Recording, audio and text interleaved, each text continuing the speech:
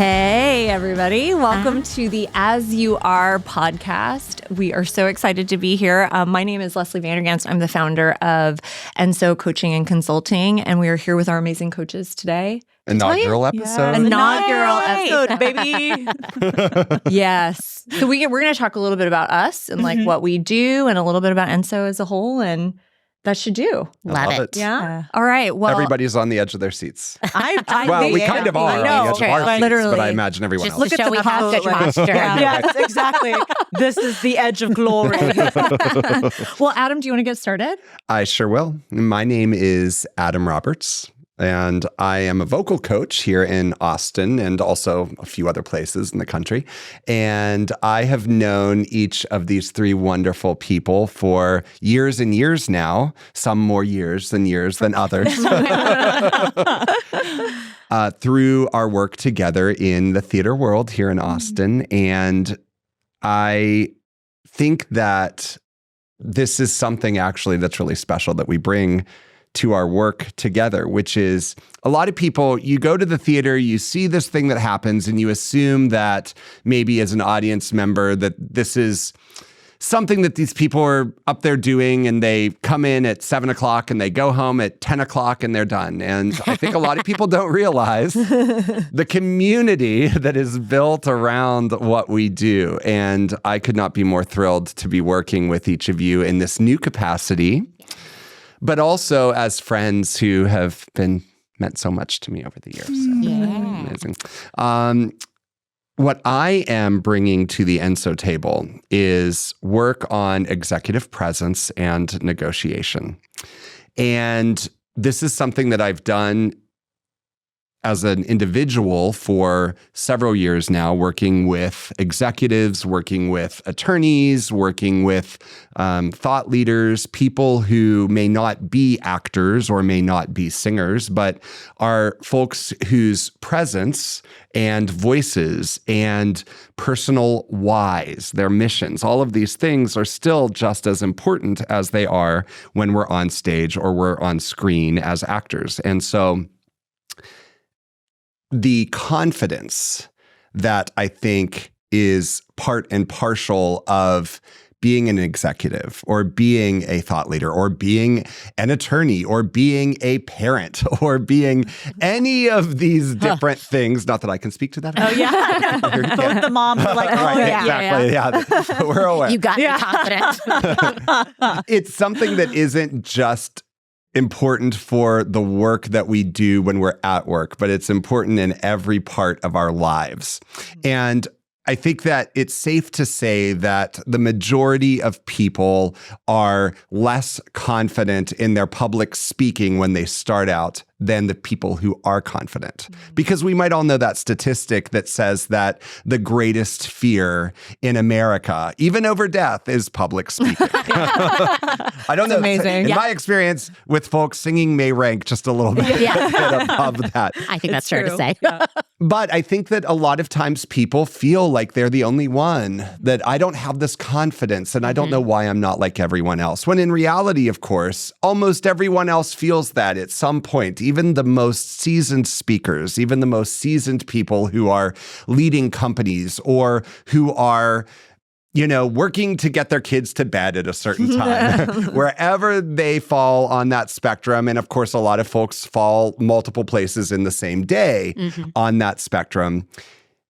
You're not alone when you are concerned about the level of confidence that you are exuding.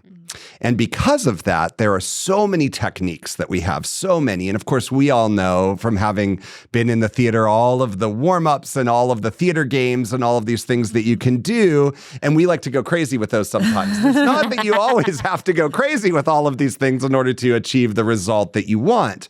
But I think that what is cool about what we're doing is we're a group of people who has collectively worked with folks who are on all areas, again, of that confidence spectrum at some point and are on all sort of like places on the personality spectrum, people who want to be really wild and out there and creative right out of the gate, and people who feel like perhaps their approach is going to be a little more intimate and reserved. And I think that that does not influence the level of confidence that one can have in either of those circumstances, or certainly in creating a versatility for oneself to switch between these multiple authenticities that I believe we each all have.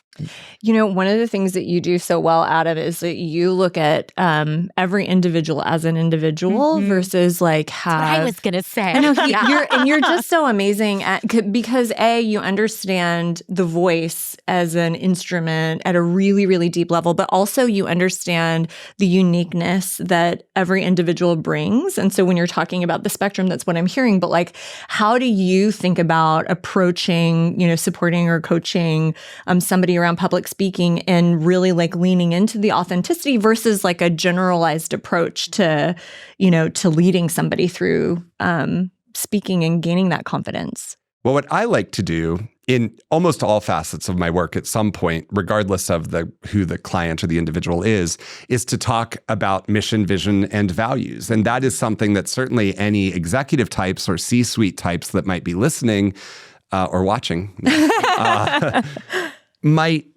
might conceive of as something that you would only do at an organizational level. But I think that is absolutely not the case. I think that we find so much success when we work on, well, what is my personal mission in my work, say, in this circumstance? What is my vision for my work and the way in which I interact in these different circumstances? What are my values for doing those things? And so when you can walk someone through the process of even remembering that it's not etched in stone. This is something that can shift over time. But what are my personal mission, vision, and values in the context of whatever circumstance we're working with? And then saying, okay, if that's your North Star and that's your horizon and those are your filters, then how are we going to then approach how that affects your presence, your voice, your body language, the way in which you might negotiate in a given circumstance? All of those things come into play so that we take the things, as you said, that we know globally are true about the voice and that are true about negotiation, and we can tailor them to an individual. And that's honestly some of the most fun, is kind of coming up with figuring out what these things are so that we can then apply them to very specific situations, scenarios, role-playing, the voice, presence, all of those things. Finding your authentic voice. Finding your authentic voice. And voice says. Yes. Voice says. Voice says. There's more than one. Absolutely. I love that. Yeah. Thanks, Adam. Of course. Anything else you want to add? I think that I am excited to get to do this work in a team approach, because previously when I have done this sort of work, it has been on my own. And so very frequently, as we all know, when we do this work with folks, it becomes very evident that there are areas of expertise and experience outside of what we are doing individually that might come up in a consultation or might come up in a coaching. And I think, I'm just going to pat us on the back here. I think that between the four of us and also the folks with whom we are sort of affiliated, that we have the resources to address most anything that I can think of that has come up in a coaching that might not be something that's my area. So being able to collaborate as a team and letting our clients know that there's a team behind your back. We may be working together right now, but there is a team of people. It's kind of like if you had a medical office or something and you have all of these different specialties that you are saying, I really trust this person. I work closely with this person. And so let's refer within our network, things like that. That's what I'm really excited about. Yeah, it's really great. I want to hop in with a visual that someone gave me earlier today, a friend of mine who's training to become a doula and is talking about working in a collective and how it's this notion that like one individual cannot be everything to another person, right? And so I think that's true to this as well, right? That because we are a collective, we become a community, and we are then a community who's able to support an individual. Yeah,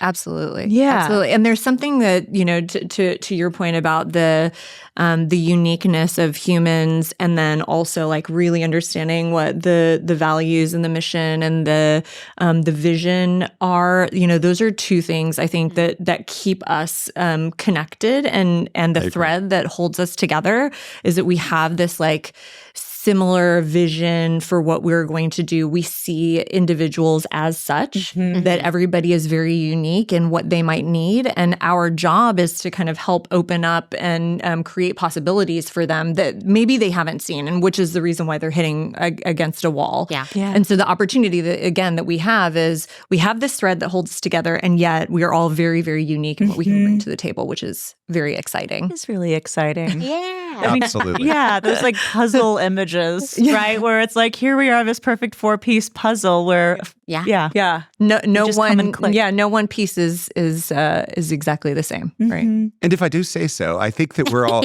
I think we're all pretty. Really respect one another's areas of ability and expertise. And Oh my gosh. I don't think we tend to let our egos get in the way too No, much with no, each no, other. no. I think that that's No. something Yes. that is rare to find with 4 people. cool. I love It's love so people with true. a theater background. That's right. Totally, right? Exactly. Oh my gosh, that's hilarious. Yes, That's Unheard of, really. Truly. But I love that that's something that you observed and are bringing out. Yeah. Absolutely. It is That true. level of respect that, like, I know for me that's been such a humbling piece of being asked to be part of this team is that it's like, wow, here are these people that I revere so highly. And any piece of imposter syndrome that can come in, like I'm someone with imposter syndrome that's like, if you trust the people you're around and they've asked you to be part of them, trust that they know what they're doing and that you should be there too. And that this is a group of people that it's like, they want me there. I'm trusting that that's because of something good. It is. It is. Yeah. You're amazing, Absolutely. Kathleen. Well, I Side feel that note. way about all of y'all. So Mutual admiration. and Yeah. celebration, Yeah. right? Yeah, exactly. And I think that as we continue to grow, that celebration will only flourish even more. Absolutely. And a community that includes clients as Yes. well. Oh, It's not that it's not a two. absolutely. It's not a. It doesn't just work against each other. It's a community that's building that Totally. includes everyone that's Everyone. involved in Yes. interfacing. And that's so much of coaching, as far as I understand it too, where it is this mirroring, and a two-way street, that it's not just like, here we are, we're standing and we're talking at you, that it's instead like, no, we're really working together. you. So Yeah. so it is the people who come in and become part of this larger community that we're speaking about. Yeah, absolutely. Yes. Absolutely. Libby, would you Okay. like to talk a little bit Libby. about you and your background and what you're doing? What are Always. you doing What here? What am What I are doing you here? doing here? So my name is Libby Detling, and I am a personal development and career coach with Ensō Coaching. Started out my career in recruiting. Was a talent acquisition manager for a while. I've worked for really large companies and also have started the talent wing for small startups as well. So I've kind of been all over the place. And really what I found during my time is I love connecting with people and connecting people to opportunity. That was the piece that I've really enjoyed. But also what I found is the system is a little broken. Trying to find a job is hard work. And this is something that I think kind of naturally came to me as people I knew that were, as I was recruiting, they would come and ask me for advice on, can you look at my resume? Can you tell me, who do you know? Where should I look for my next role?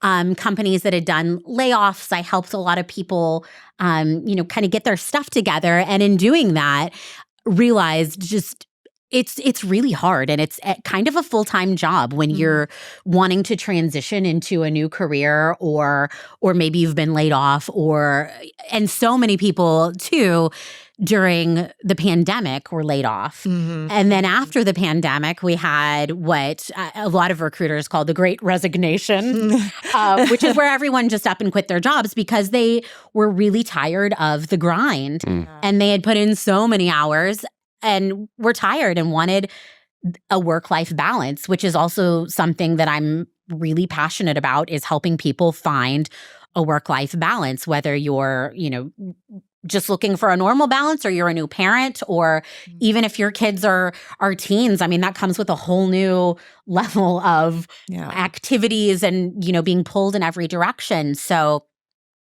that's kind of how I found my way to coaching, just realizing that the system for people trying to find work is so broken, and trying to get seen is really hard. And that is why I really want to pull back the curtain and show people kind of what's going on behind the scenes and how to get their stuff seen, and how to optimize who they are and package them and showcase them for what they're able to do and bring a company. And it's really difficult to go at it alone, and it's strategic is the thing. It's not just applying for jobs and waiting and, okay, I filled out 10 applications. Surely someone's going to call me any minute now, because they're not. That's just not how it works now. It takes a lot of strategy. And that's something that I'm really passionate about, is being in a strategic partnership and helping people come up with these strategies for finding what they want to do next. And then once you get there, what is that balance, and how do you remain happy and content, and how do you be a good worker and also a good mom? Yeah. That's a hard one. And it's, being present for your coworkers, and then also coming home and being present for your family. Yeah. And I mean, I'm super passionate about it, and I love helping people through it, because it's been something that has affected me so much. And I know what it's like to search for a job. I know what it's like to be with people looking for roles, and how frustrating it is. And above all of that, I know what it's like to be a working parent and to come home and, feel completely, depleted of all energy, because you've given it to everything during the day. Right. And then your child wants to play or has things that they want to do, and wanting to have energy to do that. Yeah. So Libby, when you're working on one of the things that's so cool about Libby is, again, she has so many things. Where do we go ahead? But I'll start with one. But one of the things that's so great is, again, talking about peeling behind the curtain. You've been in that role at corporations, like weeding through resumes, deciding who to have the conversation with, what thing somebody says that could potentially turn you off as a recruiter from even having another conversation. So there's so much value that you can add to, somebody who's searching for a job. What are, when you're thinking about, going through a process and trying to engage a new, a candidate that's looking for a job hunt, what are some of the things that you do with those people that are in that search? Yeah, well, I mean, it's funny. I feel like this is kind of a common thread between all of us, but kind of back to what Adam said is mission, vision, values. If you are not clear on those things, that's one of the first things I do with someone is a values exercise to figure out what they want, what's important to them, so they know what type of roles they need to be looking at and what companies to stay away from. I tell every single client I have, the job of recruiters and hiring managers during the process is to woo you into the role.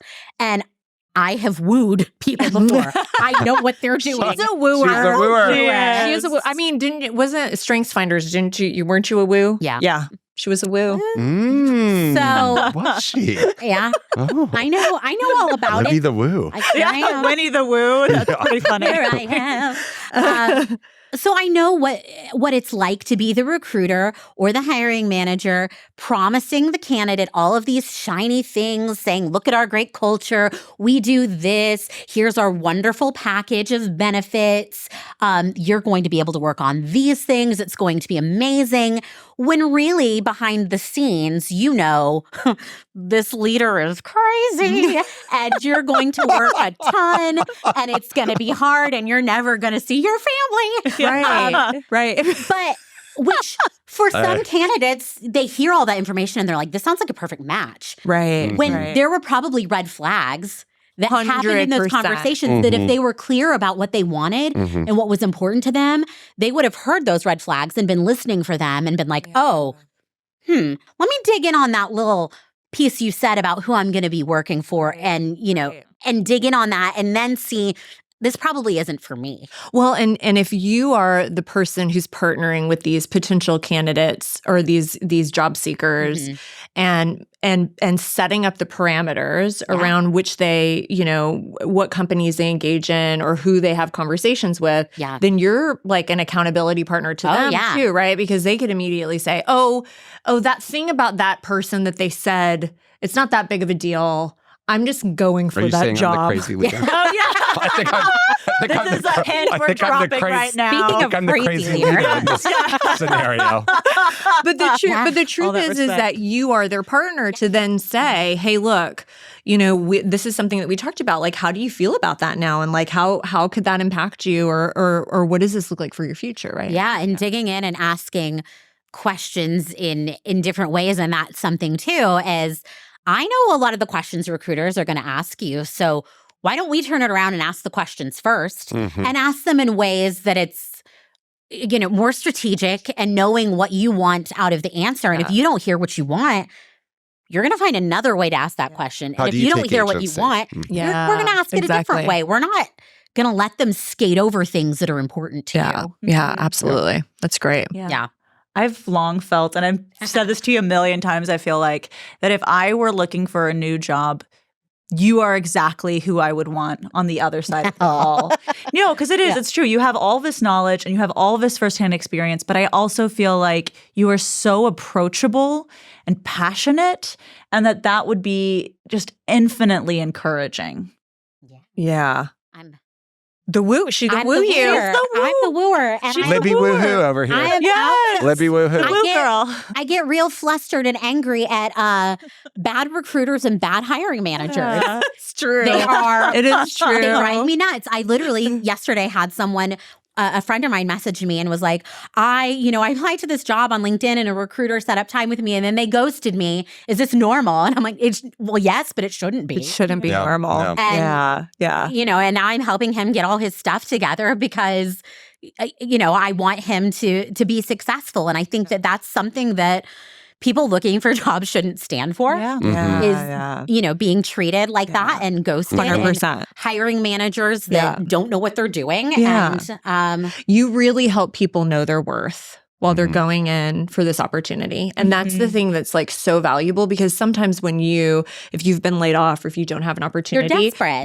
You're deflated, right? Like you feel deflated. So it's hard to know what worth you have in going and seeking an opportunity. And that's like the great thing about having a really good coach supporting you in that process is that you really can see your worth. Right. And I feel like the values piece of that cannot be underplayed. Where it's 100%. Like, because I think sometimes there can be this sense of unmooring and feeling a little bit lost as well.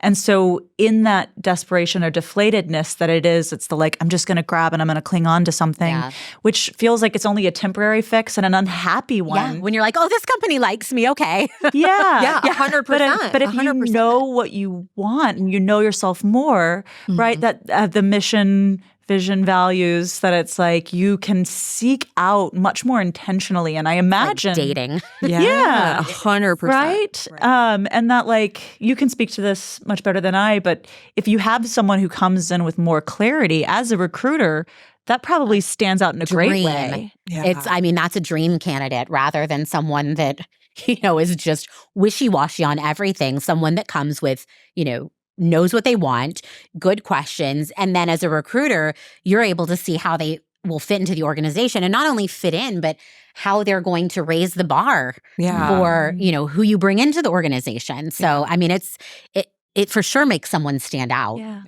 Well, an intention. I think that what I'm hearing here is obviously we are all about authenticity. As You Are is the name of the podcast. And also, a lot of us don't have a strong sense necessarily in X, Y, or Z situation of who we are in terms of what we want. So it's easy to say, come as you are. And then if I say, well, but I'm not sure what that is. And I think maybe in this circumstance is very foreign to me, or in this circumstance where I feel like I haven't been as successful as I would like to be in the context of my measurement of success. I think that intentionality is something that all four of us, I've seen us deploy in very specific different ways and support others through very practical means of thinking ahead to what is my intention and how can I then think about more things more intentionally. Right. Yeah. Teaching to fish, sort of, if you will. Yeah, exactly. Yeah. Exactly. Isn't that the truth? We have so many influences in our lives and in our environments, and our ears are hearing so many things, and we see things in social media, and we're impacted by like leaders and our parents and all those things that it's sometimes hard to just be intentional about who am I, what do I stand for, and Absolutely. it's a really important part of life and what we hope to support our clients with. Absolutely. So, Kathleen. Kathleen. What's Hello, good, Kathleen. y'all? Kathleen. This is how I'm speaking. It's my radio voice. ASMR. Approved. Approved. Approved. The vocal coach over there. Yes. I guess I'll dive in. Yes, please do. So I'm going to even just start with the how I got into this and some of the passion behind my coaching. And I feel like when the little coach seed was planted was probably close to a decade ago when I was working at the Tenement Museum in New York City. And one of the things I would do was I would hold facilitated conversations with people about New York's immigrant and migrant history. And then I would go on to hold social justice facilitations.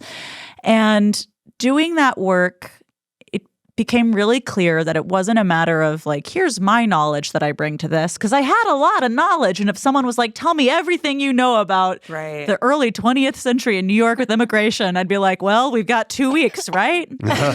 And sometimes we do. But instead, what I found to be more compelling was the idea of centering the people on the tour and their stories and their experiences. And I found that when I did that people were connecting to it in a much more profound way, and that we would have these really beautiful ahas that happened. And I got to witness these magical moments of having people go from saying, no, I think we really should be strict about immigration, and I think that there are, and saying illegal, I won't go down that whole path right now, but people aren't illegal, by the way. But having it be, you have people not only getting to discover things about themselves, but discover things about the people who were there with them, who were also sharing, and hearing from one another would do so much more than me sharing the 2 weeks worth of content that I had. And it was really cool to see that, and to also have these discoveries in themselves where they started the tour saying oh, no, I immigrated here 15 years ago and I feel like I totally belong.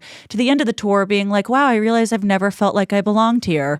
Oh my God. It's so true. What has happened? Yeah. And I want everyone, of course, to feel like they belong, but to at least then to start to be able to expect other things for their lives rather than just assuming that I have to accept what's happening and go with it. And so to experience that and to do it for years was just this really beautiful experience. And I got to train other people on how to do it. We got this grant from the national parks to create these cute little videos. So, hey, video, I have experience. And just knowing that there were these tools that were so powerful, and it became something I loved. And so with those seeds, years ago, I was like, I think I really want to become a coach at some point. And I had all these different jobs along the way, including this job at a giant global corporation where one of the things I did was I was selected to be a career navigator for people who worked in North America. And once again, I was exposed to this idea of well, who's on the other side of this call? And how can we have a conversation that through the course of it, they're able to say, wait a minute, I think this is what I want. And all of that coming through questions, right? And all of it coming from who is this other person, showing up as you are. Because at the end of the day, it's not me saying I think it's this. Yeah. Instead, it's asking those questions so that the person can say, I think it's this. Right. Which again, I could give you 2 weeks worth of content, or if you find that in yourself, it's that teaching someone how to fish thing again. It's so powerful. It is so powerful. And you're able to discover it again, I think, when you've been the cartographer along the way. Yeah. You've been making that map. You've been understanding it through questions, through that self-interrogation, and you'll be able to walk that path again. Yeah. There was something, Harvard Business Journal did an article about how training, i.e. telling, right? Teaching and telling, the people who get something out of training is like they probably acquire 20% of the information and they're able to use that and apply it. But a coaching relationship, a true coaching relationship where there is space and openness and questions and self-discovery, 80% of the conversations and the information and the engagement that they get from a coaching relationship is actually obtained and acquired, which is that's a very interesting distinction, right? How much time and energy and money do we spend on training?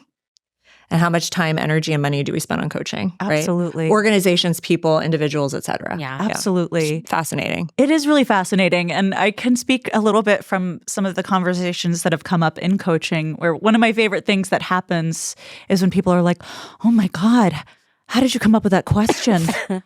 And I'm like, I literally just repeated you back to you. Yes. Like, Yes. I'm so delighted that you think that's so deep. By the way, you are so You deep. said it. You Right. said it. Right. Right. It is in you, my friend. Yeah. And one of the things I think a lot about, and this came with those lessons learned at the Tenement Museum, is that you even being able to share that stat speaks to how much you've thought about this, how much we've all thought about this, that our work is thinking about this, and remembering that for people who are thinking about it for the first time. Yep. And giving that time and grace if you're having to take that all in and process it for the first time ever.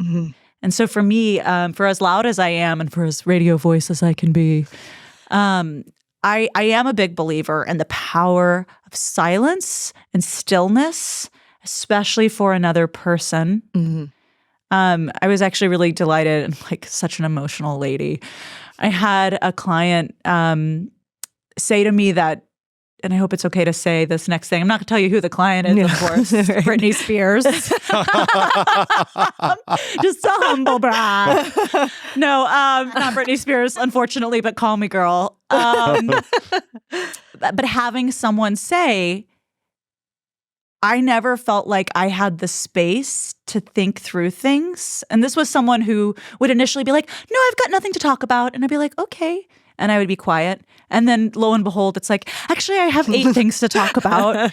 And she was saying that, this person was saying that with that space, that was something they didn't have in other places of their life to be able to really explore. Yeah. And so I think having that space and allowing people that time to like really take in whatever it is we're saying, once again, can be so powerful. Yeah, absolutely. Self-care. Self-care, It right? is self-care. So It is. self-care. Yeah. Well, and please. Well, and I would like to say, because I think, when you were talking about how this all interfaces with that study, even as a vocal coach, it's interesting that it's called vocal coaching. As and sometimes it is called voice teaching or singing teacher, or and the way in which people label what they do in this world is very interesting, because you might be part of even if you're part of a collegiate, say, theater training program, you're going to have classes that are amazing where you're working with large groups of people and where you're doing scene study and where you're doing all these things in a group, and those are awesome.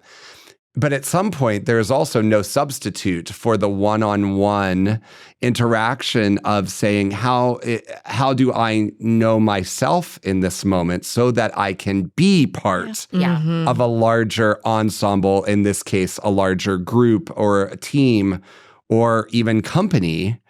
And I think that kind of work is truly, to me, why I say I'm a vocal coach. Because I think it is much more 360 than simply saying, well, let's tote your cricoid this way. Let's do this with your false vocal cords, all of which are also important. But why? Yeah. And that why is very individual. Absolutely. And I want to riff with this a little bit longer too and be like, these are the coaching things that I speak to. Yes. Yes, why. Tell everybody what kind of a coach you are and like what you dig into it.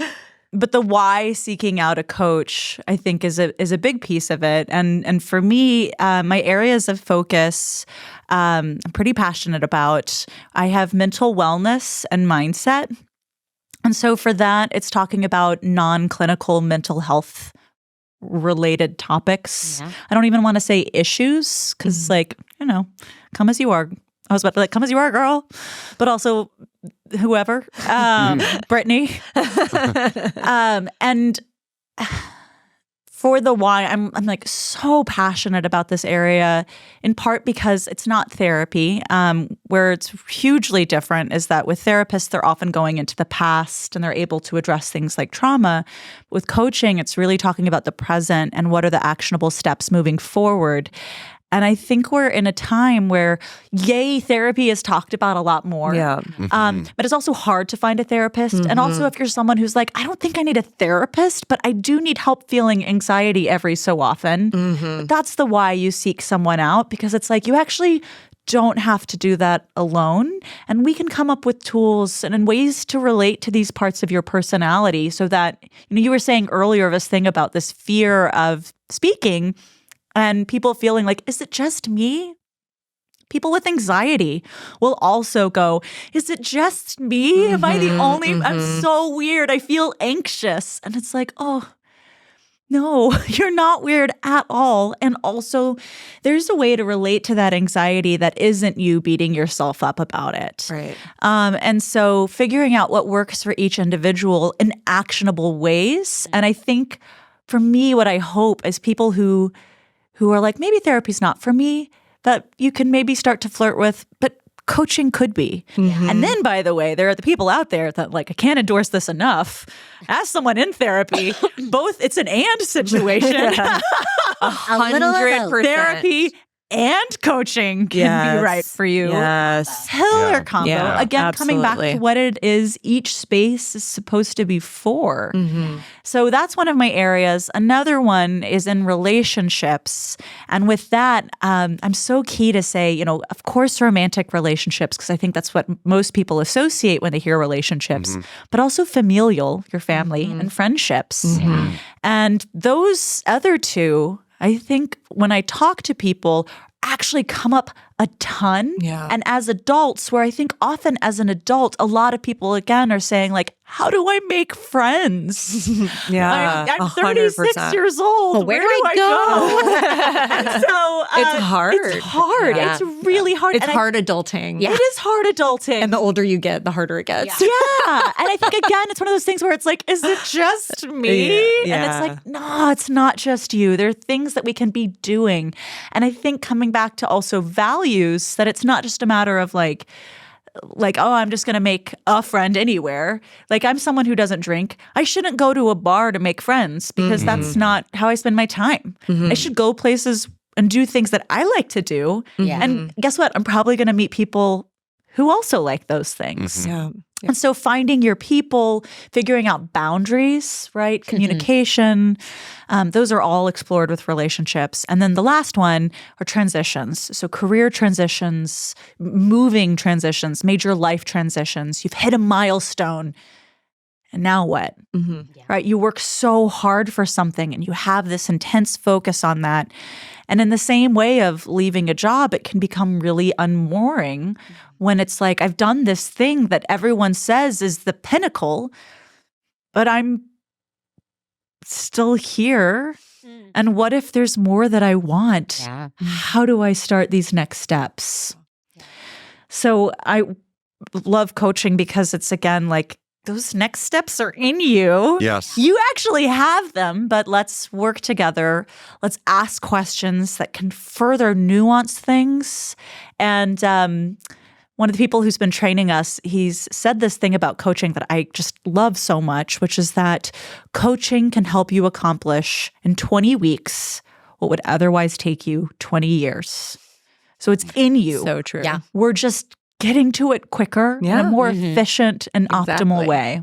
Because you have that other perspective, right? You have that other perspective. Yeah. It's almost like I think it was Michelangelo. I can't remember who it was, but it was some artist that said that like really the artwork is within the block, right? And so the artist's role really is to find what is already inside. And I think that is a collaborative thing that you can do with a coach. And I think another thing that is that we've all kind of alluded to it already in the things we've said and talked about, but we can approach these things in multiple different ways also, and different paths dependent on the individual with whom we're working. Yeah. In the sense that we know the studies and the stats and the tools, and we have very practical, empirical, evidence-based, data-driven ways to work with people. And it also doesn't have to feel that way. 100%. I think we're pretty good at another pat on the back for us. I think as individuals at being malleable. Yes. At being malleable to an individual, which I think is a particular quality of coach. Right. And I think one of the things that you said that I love that just kind of speaks so much to how someone working with us could go from coach to coach is if I'm coaching someone on work-life balance because they just had a baby, well, anyone that has kids knows that once you have a baby, that changes family dynamics, whether it's between you and your partner or your parents and so that's easily someone that we're working on some work-life balance, but then, they go to you for, okay, how do I set boundaries with my in-laws? Because everyone has things to say about my baby. And it's getting dicey. But, that is a very normal circumstance that someone would have. 100%. That we have, we're able to just kind of move them to where they need to go in order to address whatever is coming up for them in the moment. Absolutely. Yes. Absolutely. Yeah. It's great. Well, Leslie, what about you? Yeah, I was just thinking. What do I do? Well, All done here. all done. Thank you. Thank you for joining us. So I'm Leslie Vandergenst. As you guys all know, I am really Who? I am an executive business and leadership coach, and came into this world about, I would say, a year and a half ago. But I would also say I've been probably coaching leaders for a very, very long time. As I was I can attest to that. I was a C-level executive in kind of the people space, and I was actually myself kind of hitting a wall where I was feeling somewhat ineffective. I again, patting myself on the back at the time, I was like, I feel like I'm a relatively logical person. I bring data to the table. I have passion. I'm kind of easy to get along with. Why am I so ineffective at making some of these changes happen inside of these large organizations that I know need to happen, but are not actually happening? Yeah. And that was kind of a theme that was continuously coming up for me over and over and over again. And I ended up hiring a coach myself. Coaches need coaches. It's the truth. gosh. It's the truth. And I hired a coach myself, and she and I did a lot of work. And she, is probably one of the humans in my life that is one of the more important people at this point now, because of the amount of awareness that she's brought to me personally. And we just started to dissect. We went backwards, and I always felt like I had mission, values, beliefs, a vision for my life. And when she started to ask me the questions again, she would say, well, how do you really define success? And I would say, I want to be a C-level executive at a major corporation, at a Fortune 500 company, and I want to impact change, and I want to do all this stuff. And she's like, I don't know. I this is not my place to say this or not, but I don't actually believe you. And she's like, but that's just an opinion. And then I'd be like, I actually don't believe me. And I just started to go down this path of, exploring for myself, like how was I defining success, and where did that success come from? And the realization that I had was so much of my success was defined by old employers. Which is this, it could be our mother, it could be our grandparents, but for me, I was like creating my values around an old CEO that I worked for. And I was like, man, I I don't actually think that this is success for me. And I had to start from the beginning and just ask myself, like, what are the things that I want to look back at my life when I've died, or if somebody is reading my eulogy, like, what would they say about me? And it was not in alignment with how I was living. And in that process, I had decided to go and get an NLP certification, which is neuro-linguistic programming. And the concept of it is that, again, we are kind of programmed and built the way that we're built by all the external influences that we have. And what NLP does is it opens up new possibilities and new ways for us to kind of interpret that. But also it encourages a deep amount of curiosity in the relationships that we have around us. And it was through that process that I started to realize I may be communicating effectively my agenda as a leader, or what I believe is the right thing for the organization to do based on data and facts, et cetera. What I was missing was the opposite side of the table's needs, wants, desires, and my ineffectiveness was because I wasn't curious enough about these other leaders that I was working with. And it was like I got hit with a ton of bricks upside the head. And I started to look at the people that I was leading, the partners that I had across the organization, and the relationships that I had with the CEOs that I worked with.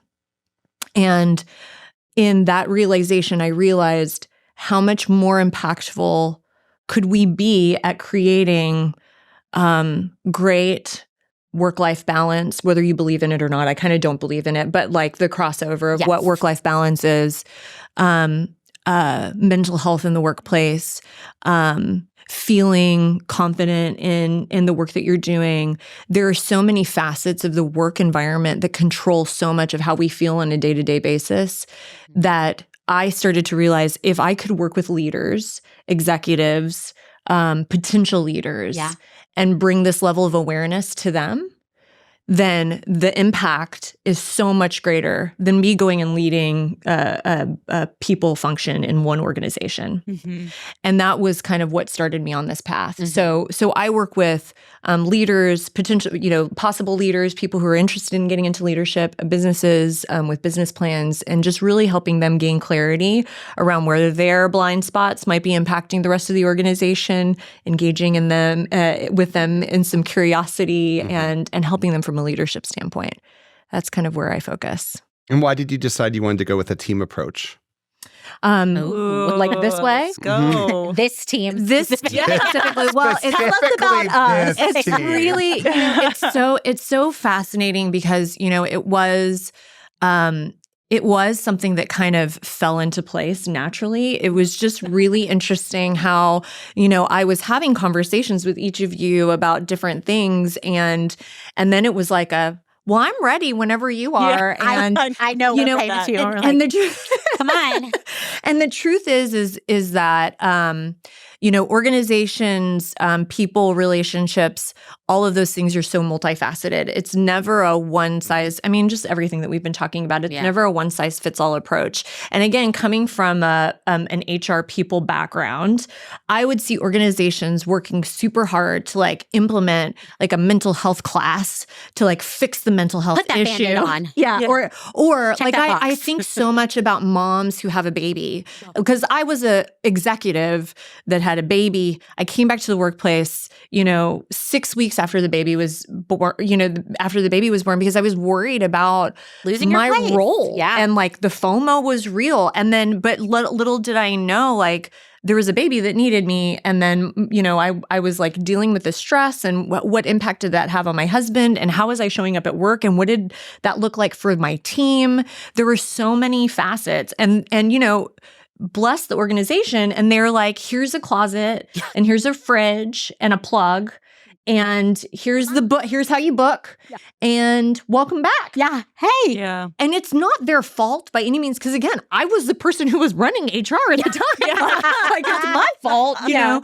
And the thought Talk of to HR staff. Yeah. Amazing. Talk to yourself. right, I know. Well, and the truth is how much more valuable, again, all of these mothers that were coming back to work at the time, and we had a lot of But you moms. didn't know what you didn't know. I had no idea. Yeah. How much more valuable would it be to have a coach that was actually Yes. helping them through versus a, subscription to like stork.com or whatever it was that we gave, Yeah. or like a onesie that said, this is my big why or whatever it was. You know what I mean?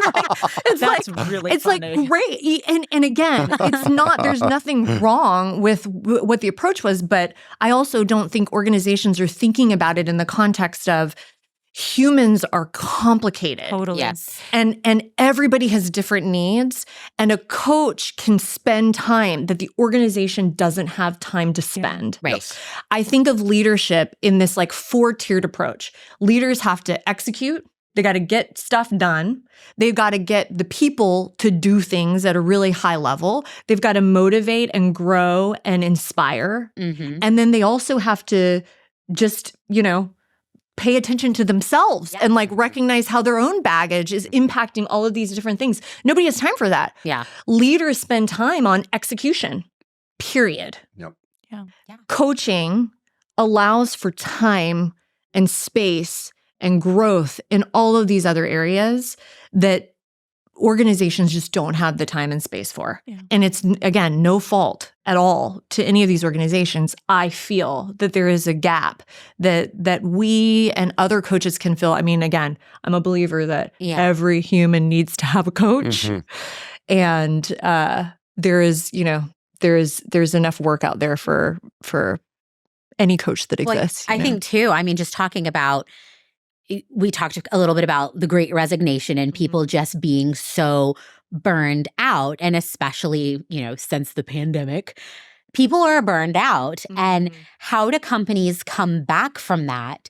And I think people are expecting more from their leaders and they want a different life. Yeah. And you see so many companies that are struggling with that, trying to figure out how to please the people, but how to execute, get the job done. Yeah. You got bills to pay, you got to keep the lights on.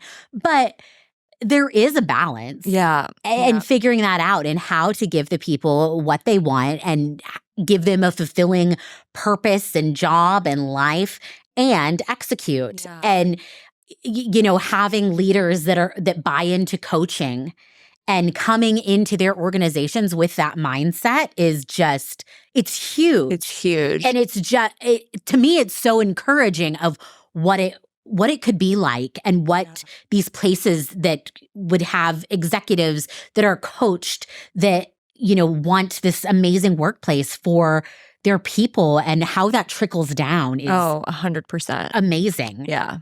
I was just thinking about that return back, the Great Resignation, and everybody kind of going back to work. And the topic amongst like CEOs and HR professionals at the time was, do we go back to the office? Like that was like the big topic of conversation, which is so funny to me because it's such a surface level. Yeah.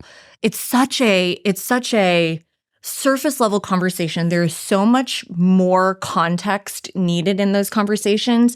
And for these executives to constantly have this conversation, are we back in the office or are we not? Is it, 50-50? Is it remote? Yeah, hybrid. Are we every Thursday? The Thursday? culture can't exist without people being in the office. And it was so funny to me because, again, like with these coaching relationships, the hope and the desire is that we get below the surface of it's not just about work. It's not just about like, are we coming into the office? It's like, what do you want your culture to be? What do you want the environment to look like? What's important to the people? Why are they asking for this? How do you engage? There's so much more context versus just that. Are we coming back to work or are we not coming back to work? And that was like the topic that every executive was having at the time. The memes that are like, here's work culture, and it's like an empty cube with like a headset and a phone. Come it's back, please. Yes. Seems about right. I think so much with coaching, it is about creating the gray and nuancing. Yes. Right? 100%. So that fits into all of this. Yeah. Where it's like, let's probe further and deepening our understanding. Why? Yeah. Yeah. Why? Have you ever stopped to do that? Why? Why? Why is The that why. important? That's Yeah. And I think too, for me, as you're sharing this and thinking about like how much more could be done that requires a deeper level of engagement, and that being afforded when there is more of that one-on-one opportunity, and how like everyone should be afforded that. And I think a bit about universal design of learning, which is something I'm really passionate about, and how it's like working towards the whole spectrum and teaching to the fringes, right? So like every individual has a whole scope of needs, and there will be some overlaps in other places, but you're not going to be like, if it is just like, we're going to go back to the office, like that discounts a whole score of needs that people have. Right. And just assuming that can happen again is short-sighted and very limiting. But when you have more of that attention that can be given on that one-on-one level, that it's like, you know, if your end goal is you want there to be culture and you want people to be together, there are other ways in which we can achieve that goal. And just saying everyone has to return to this thing is not the only way to get there. 100%. So meeting people where they are, coming back to like that authenticity, meeting them where they are, that you can then figure out how do we achieve that goal with this person here, not necessarily saying you have to be something else. Exactly. And I think about speaking about meeting people where they are. Yes. I'm excited that that's going to be a theme of this podcast as we continue, because we're going to be 100%. talking to a lot of folk Yeah. who A lot are of really folks. amazing and really cool and have awesome perspectives, Yes. and who agree with us on everything, of course. No. Obviously. But It is true.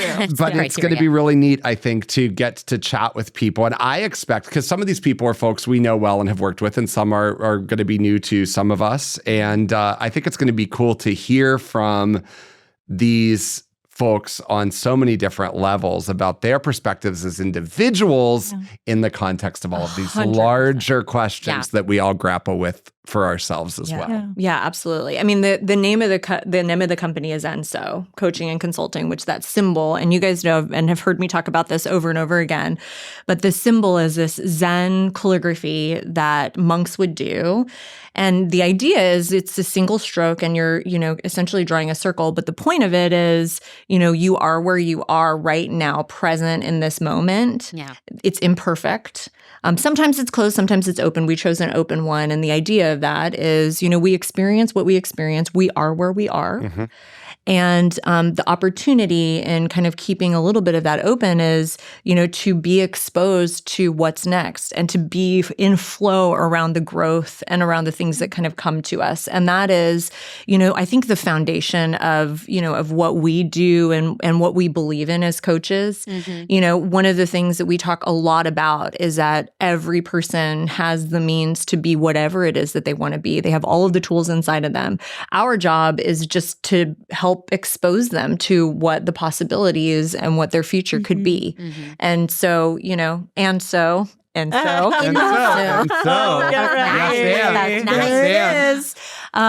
what we're here for, and that's what the company, the company is and the company represents. And, we will be here. We're going to be talking to all of these leaders and business owners and beautiful humans that are doing amazing work and exploring with them, like, where did you need to be to make some of these changes, and what awareness do you have, And what are you how did excited grow? about for your own future? Yeah. Exactly.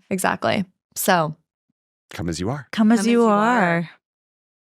I feel like I'm the only one that didn't say it. So say it. Come as you are. come as you are. Yeah. The last word from Libby Cutler. Yes. Okay. Well, thank you for joining us, and Thank we'll be back you. soon.